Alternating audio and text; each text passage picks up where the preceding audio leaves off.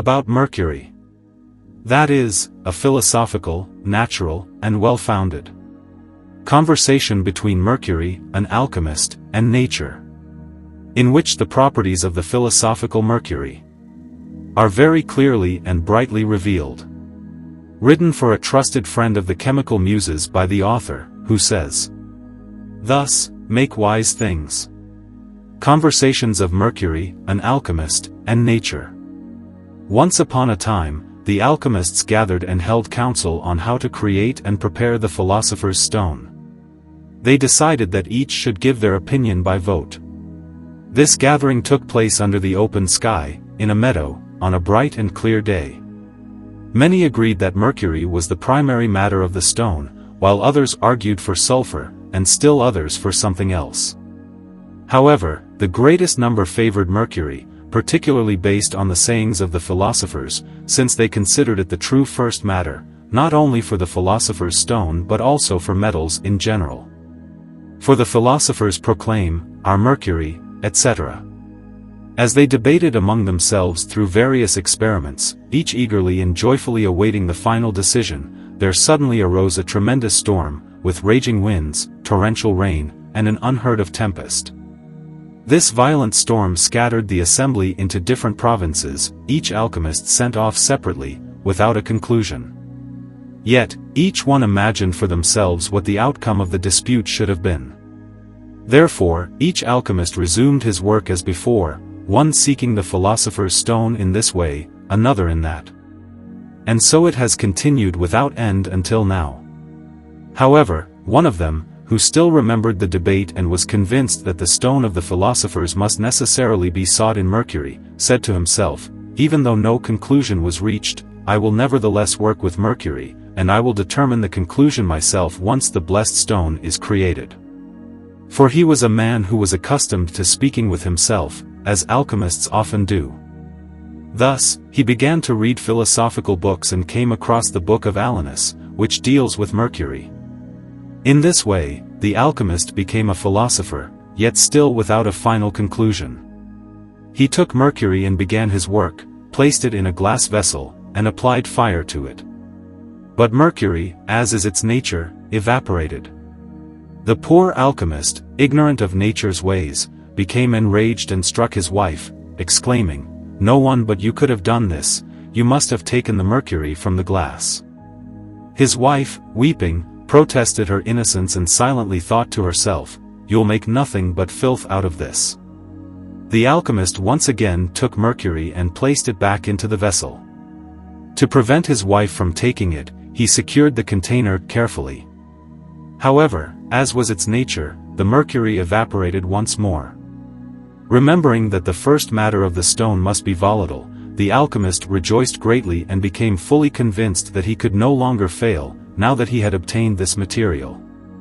He began handling the mercury boldly, learning how to sublimate it, calcine it in marvelous ways, sometimes with salts, sometimes with sulfur, sometimes with metals, then with ores, sometimes with blood, sometimes with hair, with strong acids, then with herbs, urine, vinegar, but nothing led to the result he sought. He left no substance in the world untouched, treating the mercury with everything he could think of. Yet, since he achieved nothing, a certain saying came to his mind, "It is found in filth." Thus, he began to treat mercury with all kinds of dirt, both mixed and separately. Worn out and deep in thought, he eventually fell asleep. In his dream, a vision appeared, an old man approached him, greeted him, and said, "Friend, why are you so sorrowful?" The alchemist replied, "I wish to create the Philosopher's Stone." The old man then asked, "Friend, from what do you intend to make the Philosopher's Stone?" The alchemist answered, "Sir, from mercury." The old man continued, "But from which mercury?" The alchemist responded, "There is only one mercury." The old man said, "It is true that there is only one mercury, but it is found in many different places, some purer than others." The alchemist exclaimed, "Oh, sir, I know how to purify it in the best way, with vinegar and salt, niter, and vitriol." The old man replied, "I tell you, this is not the true purification, nor is this the true mercury. The wise men have another Mercury and another way of purifying it." And with that, he disappeared.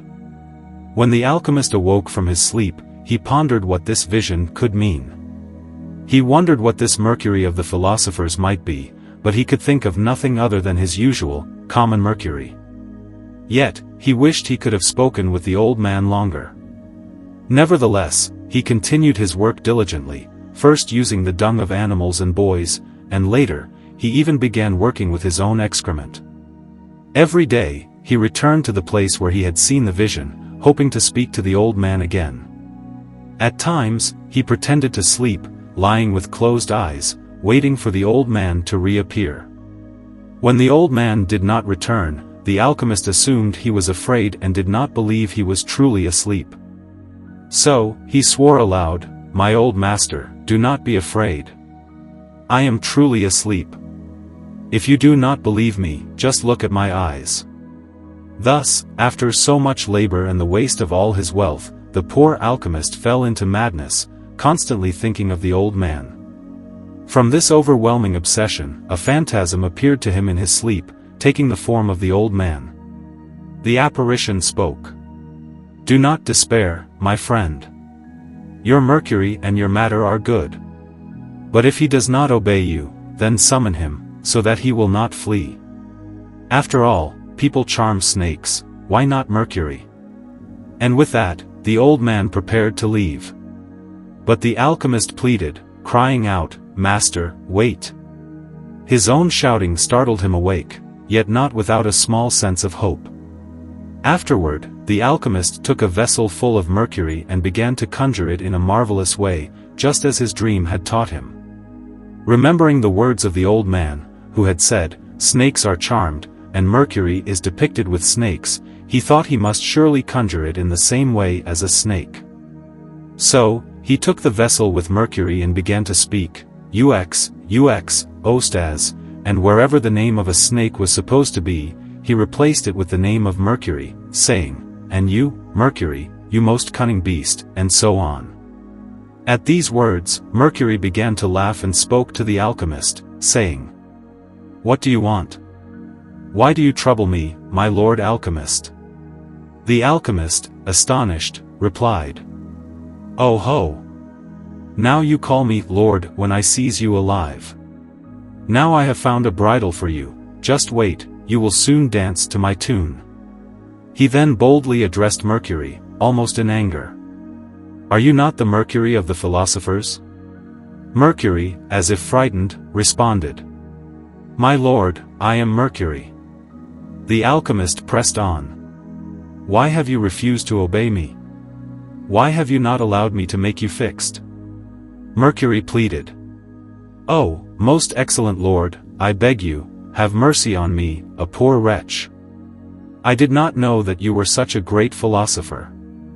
The alchemist retorted, "Did you not recognize it from my labors, when I proceeded so philosophically with you?" Mercury conceded, "It is true, my most excellent lord. Yet, I wish to remain hidden.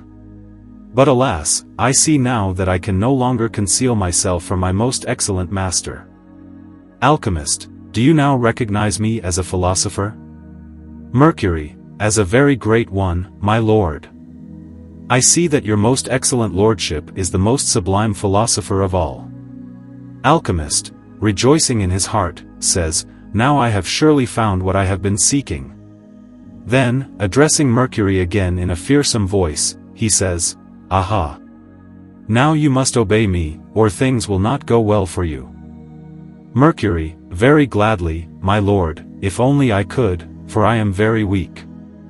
Alchemist, "What excuses are you making now?" Mercury, "No excuses, my lord, but truly, I am weak." Alchemist, "What has harmed you?" Mercury, "The alchemist has harmed me." Alchemist, "What? Are you mocking me again?" Mercury, "Oh, my lord, I am speaking of the alchemists. But you are a philosopher." Alchemist, "Oh, well, well. That is true. But what has the alchemist done to you?" Mercury, "Oh, my lord, he has done me great harm.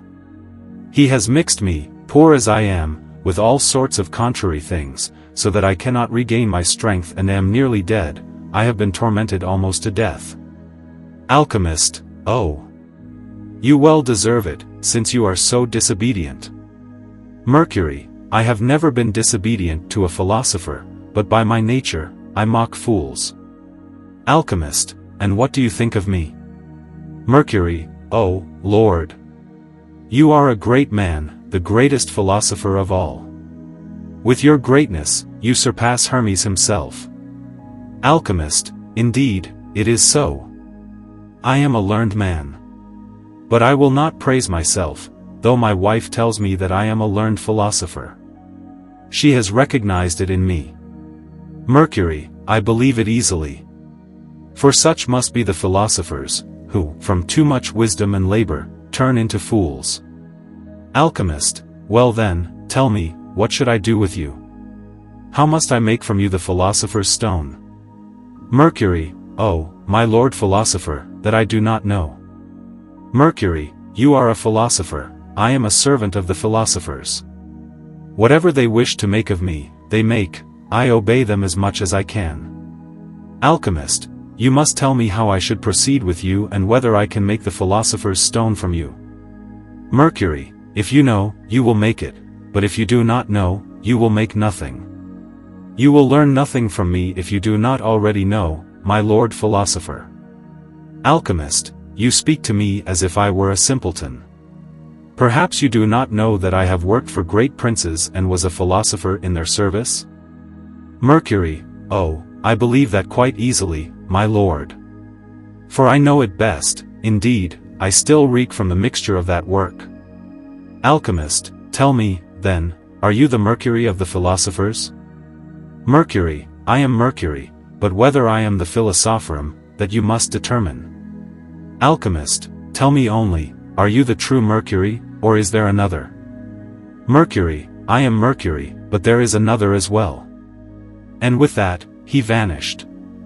The alchemist cried out and spoke, but no one answered him. And as he thought to himself, truly, I am the best man. Mercury has spoken with me, surely, he loves me. He began once more to sublimate, distill, calcine, make turbid, precipitate, dissolve in wondrous ways, using all sorts of waters. But just as he had undertaken these tasks in vain before, he wasted his time and expenses in vain once again. At last, he began cursing Mercury and blaspheming nature for having created him. But when nature heard this, she called Mercury to her and said, "What have you done to this man? Nature, what does he curse me for, because of you, and blaspheme me? Why do you not perform what you owe?" But Mercury humbly excused himself. Nature then commanded him to obey those sons of nature who seek him. Mercury promised that he would do so and said, "Mother Nature, but who will fulfill enough for these fools?" Nature smiled and departed, while Mercury became angry with the alchemist and went to his own place. After a few days, the alchemist remembered that he had missed something in his work. He decided to return to Mercury and mixed him with pig manure. But Mercury was enraged that he had been accused so poorly before Mother Nature and said to the alchemist, "You fool! What do you want from me? Why did you accuse me? Alchemist, are you the one I sought to see?" Mercury, I am. But no blind man can see me. Alchemist, I am not blind. Mercury, you are very blind, for you do not see yourself. How then could you see me? Alchemist, oh! Now you are proud. I speak to you humbly, and you disdain me like this. Do you not know that I have worked for many princes and was a philosopher at their courts? Mercury, fools run to the courts of princes, for there they are honored and treated well above others. Were you also at court? Alchemist, oh! You are the devil, not a good Mercury, if you wish to speak like this to the philosophers. You have already led me astray before. Mercury, do you not know the philosophers? Alchemist, I am a philosopher myself. Mercury, see our philosopher, he said, smiling. And he continued speaking to him, saying, "My philosopher, tell me, what do you seek, and what do you want to have? What do you desire to make?" Alchemist, the Philosopher's Stone. Mercury, "Oh, my philosopher, now I will depart, since I am not yours." Alchemist, "Oh, you are nothing, and you want to deceive me." Mercury, "Indeed, my philosopher, you are a devil to me, but I am not to you. You have treated me in the most devilish manner." Alchemist, "What am I hearing? This is certainly the devil, for I follow all the writings of the philosophers, and I know how to work better than anyone." Mercury, "You know it better than anyone, you do more than you know, and more than you read. The philosophers said to mix nature with nature, and they command nothing outside of nature, but you have already mixed me with the dirtiest things, with dung." Alchemist, "I do nothing outside of nature, I sow the seed in its earth, as the philosophers said." Mercury, "You sow me in dung, and when the harvest comes, I will disappear. You are only reaping filth." Alchemist, "But the philosophers wrote that one should search for their matter in the dung." Mercury, "What the philosophers wrote is true, but you understand the letters, not their meaning and wisdom." Alchemist, "Now I see that you may be the true Mercury, but you will not obey me." And he began to summon him again, saying, "UX, UX." But Mercury answered, laughing, "My friend, you will accomplish nothing." Alchemist, "They do not speak in vain of you, you are strange, unstable, and fleeting." Mercury, "You tell me I am unstable, but I will explain this to you. I am steady for a steadfast artist, I am fixed for a stable mind. But you and your kind are unstable, drifting from one thing to another, and from one material to another."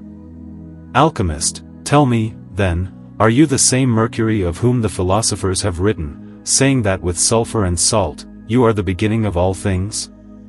Or must one look for another?" Mercury, "Indeed, the fruit does not fall far from the tree. But I do not seek my honor, I am the same as I have always been. But my years are unequal. In the beginning, I was young as long as I was alone, but now I am older, yet still the same as I was before." Alchemist, "Now you please me, that you are older, for I have always sought one who is more timely and fixed, so that I could more easily come to terms with him." Mercury, "You seek me in vain in age, you who did not know me in youth." Alchemist, "Did I not know you, having always treated you in a marvelous way, as you yourself have said? And I will not stop until I bring about the Philosopher's Stone." Mercury, "Oh, poor me! What shall I do, perhaps to be mixed with dung again? They torment me once more. Oh, poor me! I beg you, oh, Lord Philosopher, do not mix me with pig dung. For if you do, I will perish, for this stench will force me to change my form.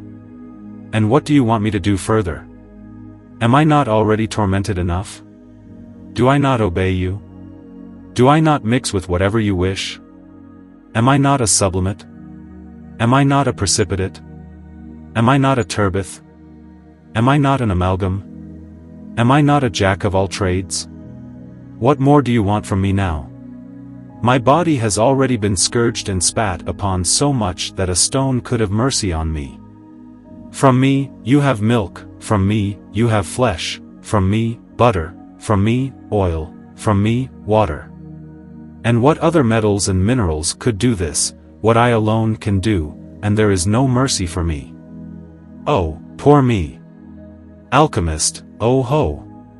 It does not harm you, you are a trickster, even if you change in many ways, you still do not change yourself, unless you disguise your form, but you always return to your original form. Mercury, I do as you wish, if you want me to be a body, I am a body, if you want me to be a powder, I am a powder.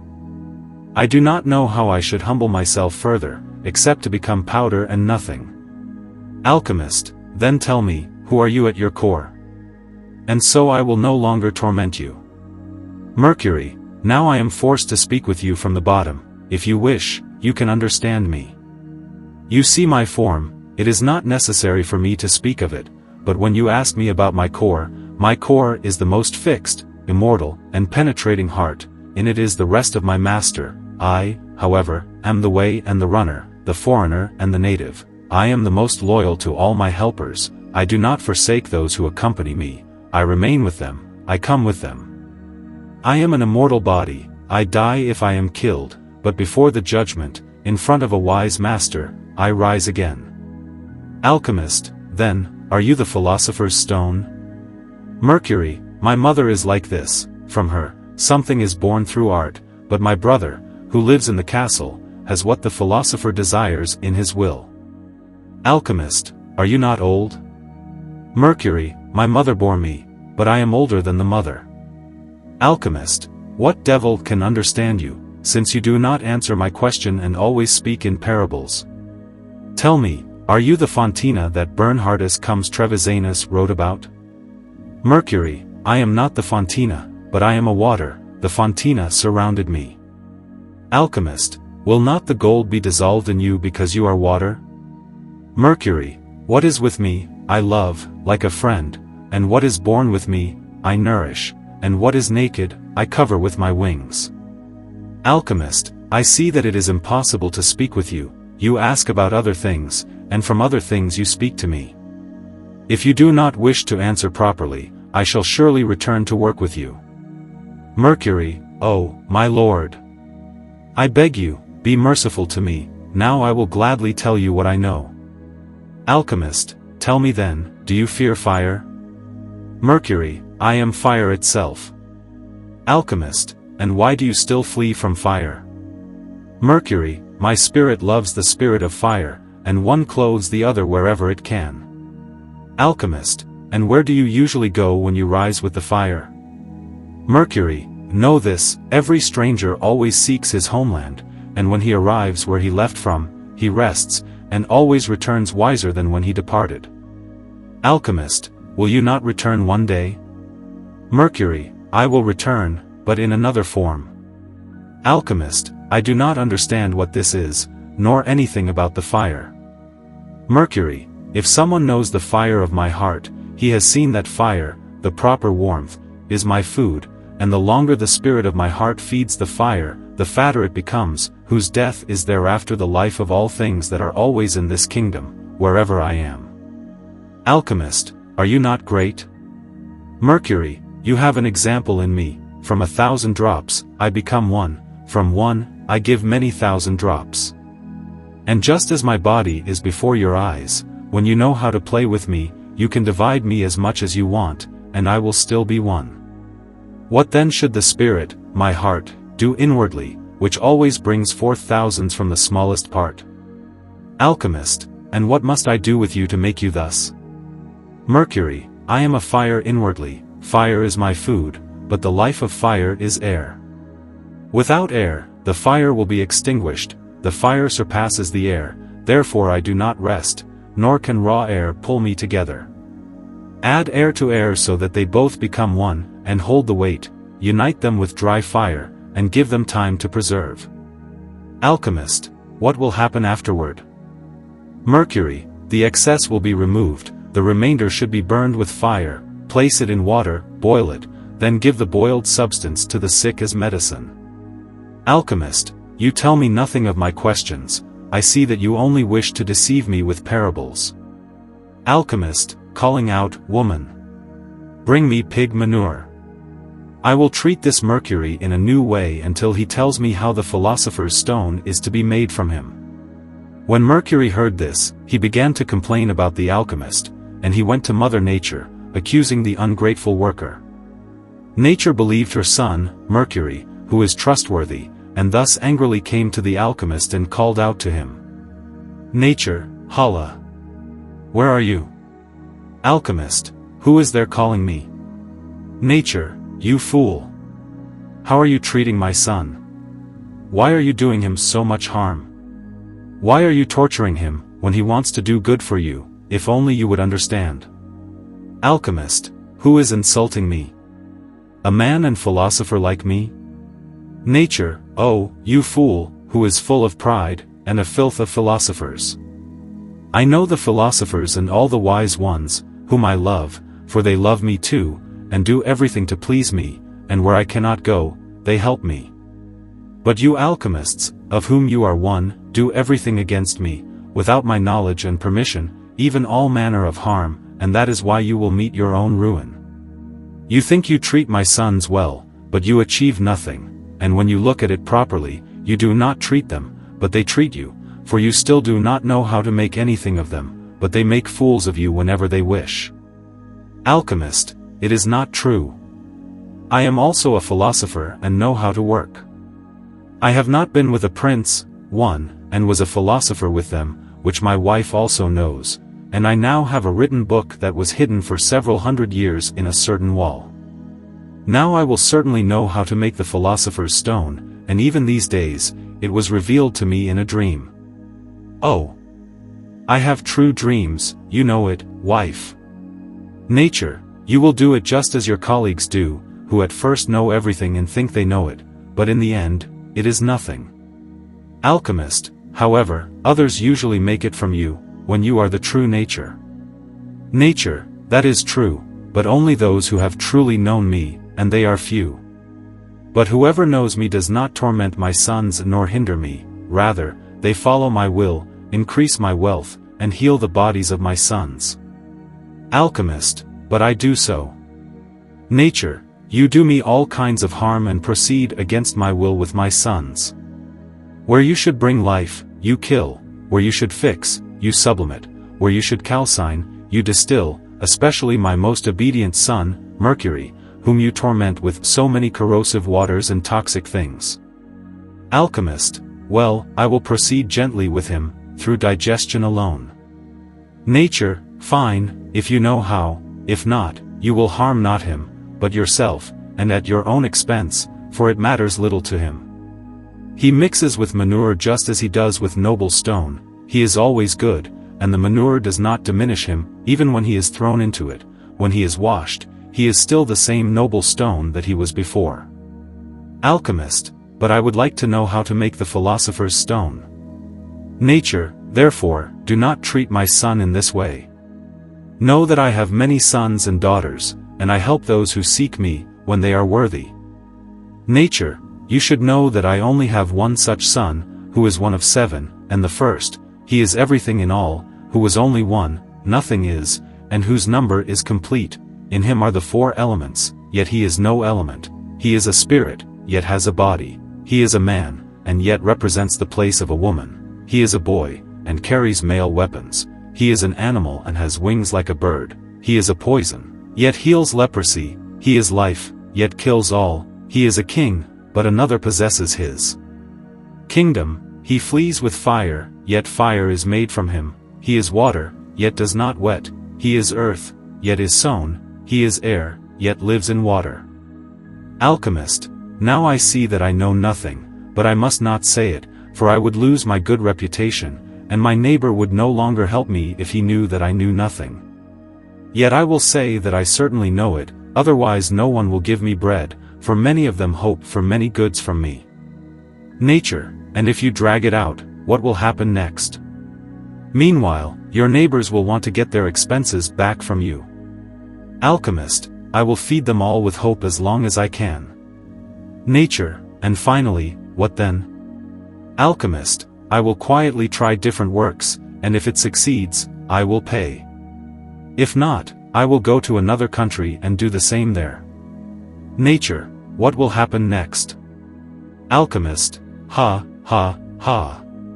There are many countries, and many greedy people. I will promise them a great amount of gold, and that in the shortest time. And so one day after the other will pass, meanwhile either the king, or the donkey, or I will die. Nature, a noose is likely waiting for such philosophers. Pack up and quickly end your philosophy at the gallows, for with this single advice, you will neither deceive me, nor your neighbor, much less yourself. The end.